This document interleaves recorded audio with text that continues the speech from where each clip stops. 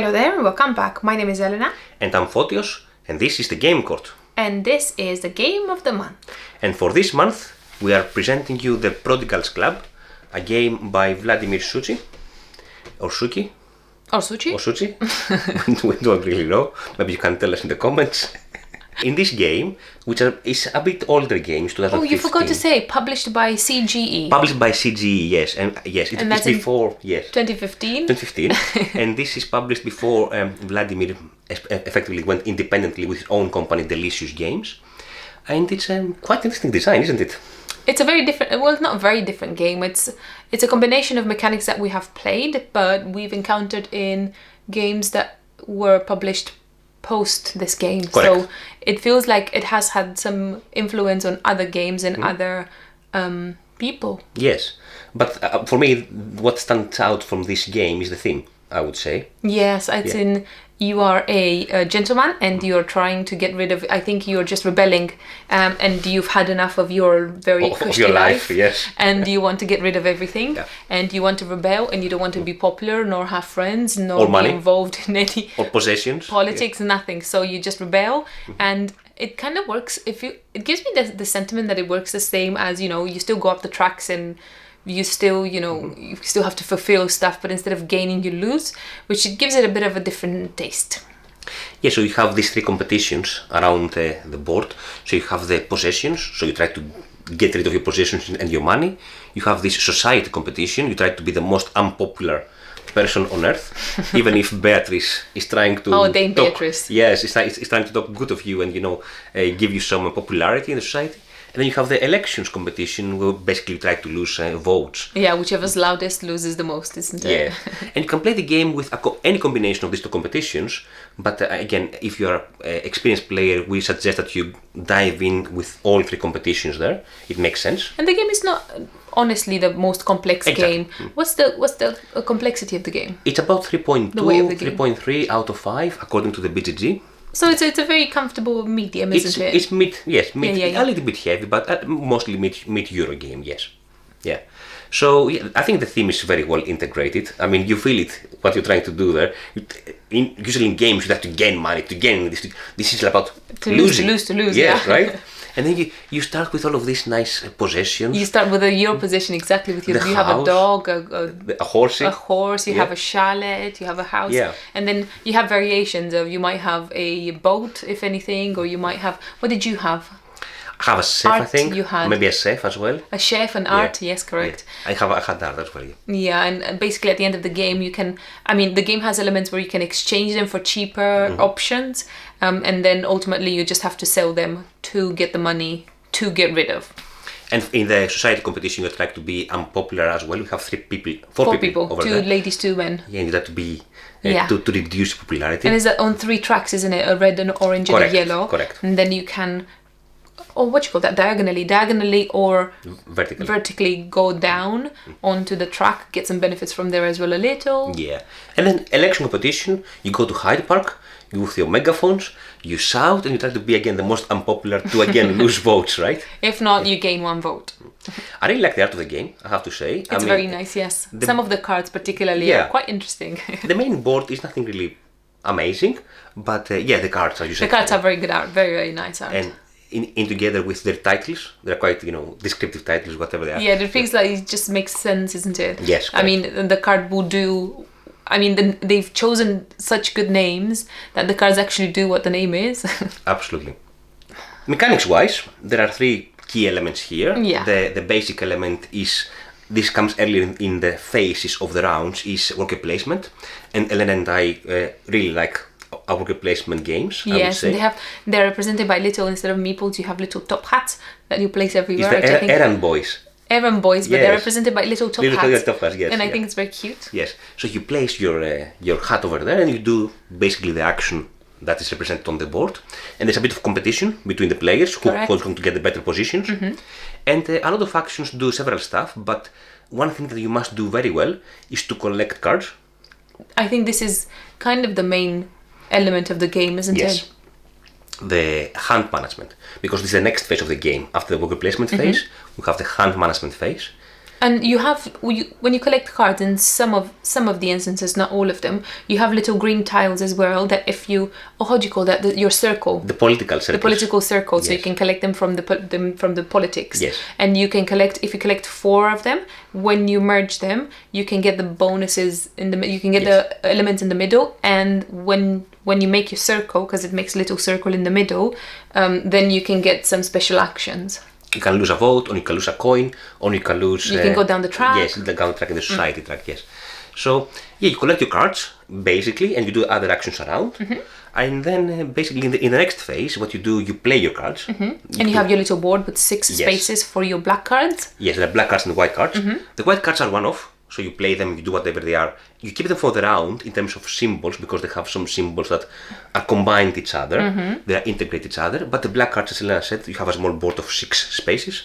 You place your black cards there, and they're kind of permanent. They activate every round, basically. And you can if you find a better black card, you can discard any of the cards that you have over there. You can even play them before and then discard them, which gives you a double action, which is awesome, isn't it? So basically, you're trying to build your little engine over there and collect cards that will maximize your actions, you maximize your losses. Question. Yes. Where have you seen this mechanic like this with building your engine and running it like that? Answer. I think Elena has in her mind a game called Furnace. Yes, Furnace. We have Furnace as well, and I wasn't sure why the game feels so familiar, because we've played Furnace before we played the Prodigals Club. But it does remind me the way you actually stack your cards and the way you combine your cards to do different things. It does remind me of Furnace. In Furnace as well, we have 2 phases. In the first phase, you auction to get the cards. You bid, yeah. And then the second phase, you run your engine. And this game feels somewhat similar to Furnace when it comes to running the engine. And each of these black cards can activate once per round, so you flip it down a little bit. Yes, it is, but one is auction game, the Furnace. This is worker placement game, I would say. Yes, there are distinctive differences. And this game is quite heavier than Furnace, so you have to be more careful how you do your combinations, how you collect your different symbols around. But it does remind me. It does remind me of it a little, doesn't it? Yeah. So you do have this hand management, and you may also carry over cards from round to round. Oh, you can carry up to 4 white cards. The black ones you can just put down, and you can run them. Yeah. And the game ends after 5 rounds, or earlier if one of the players reaches 0 in one of the 3 competitions, basically, in which case it will stop at that round. And you also have the Beatrice phase. Oh yes, Dame Beatrice. Yes, who is going to talk good of you. She's just this little old lady that if she has little tiles that you flip one every round, and they have little symbols on them. I think they mainly have to do with the friends track, isn't it? Yes, the society friends track, the society track. So if your people are set in a way which Beatrice tells you to, if they're set like that at the end of the round, then she will talk good about you. You did something nice or good or something along those lines, and then she gives you more popularity, so she pushes you back up. So it's like if they are in the red column or in the orange column or in the same row, so you're trying to arrange them such that Beatrice will not reach them, basically. We recently played this game, and we only played it, the 2 of us, like we play our games 99.999% of the times, and it was very fast. It was about 45 minutes or so, I'd say. After Teach, I would say, yes. Yeah, and really fast. It's very satisfying. Very uncomplicated, like no particular issues that we've actually encountered. Yeah. The game does scale to more players. Up to 5. I think you can play 1 to 3 in this setting. 2 to 3 in one side. 2 to 3. Yes. And it's not 1 to 3. No, it's not solo game. Okay, 2 to 3 then. Yeah. 2 to 3 players, and it scales up to 4 or 5 on the other side as well. But it does scale nicely, so I don't think it will be particularly crowded on the other side. Although you have a bit more competition on the other side. Yeah, and if you go with high player counts, like 4 or 5, I would expect the game to last maybe an hour and a half, more or less. Yeah. A bit longer, because everybody has to run their own engines. But it's not by any means a very long game to play. No. What I like very much about this game is that the board is not just a big rectangular, and it's made. It's very different. So in the middle you have a triangle that you make with. You make it, right? Yes. You have 2 boards, 2 pieces, two pieces that create a triangle, and around the triangle you can put whatever Oh, help me! What you call them? The competitions. Competitions. You can put The 2 squares. competitions or 3 competitions, and then it makes this weird-looking thing. But I think it's quite unique. Yes, a unique quite board. unique, Yes. yes. And in the middle one you track the rounds and the turn order and stuff like that. And you have some extra actions. You have the little tile with the Correct. extra, Yes. extra symbols. symbols. Yes. I was like, how do you say carriage? Yeah. The carriage. That has and, this and the fork, cutlery, and the house. and the dogs. The dog and the horse. Yes. Yeah. So I like that aspect about the game, and at the top, in between the boards, you have votes as well, where you can decrease. However, I have to say that the setup is a bit too much, I think, for the game, for the length of the game, and what you get from the game. So there are a lot of things to set up. You have to set up the possession styles. You have to set up the as Elena said, the political circle styles. All the cards from every competition. Yeah, and then you have the cards. You have black and white. First level, second level for each competition, yes. So it's a bit of setup there.